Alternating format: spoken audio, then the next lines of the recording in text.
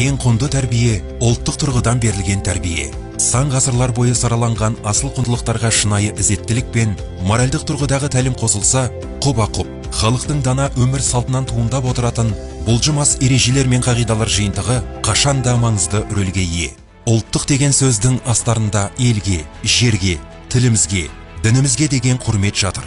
Осы құндылықтарды шаңырағында сақтай алған отбасы ғана діни экстремистер енгізген жат идеяларға қарсы тұра алады. Содан балаларын сақтай алады. Ұлттық тәрбиенің негізгі түйіні адамгершілік пен имандылық, ақыл-ой мен еңбек, эстетика мен этика, діни тәрбиесі мен шеберлік, отбасы тәрбиесі мен ұқыптылық, қайырымдылық пен әділеттілік сияқты ізгі қасиеттерді бала бойына сіңіруге бағытталған.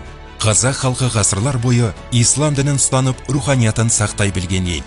Біз түрлі ағымдардың ұлттық болмысымызды көлеңкелеп, жоғалтуына жол бермеуіміз керек.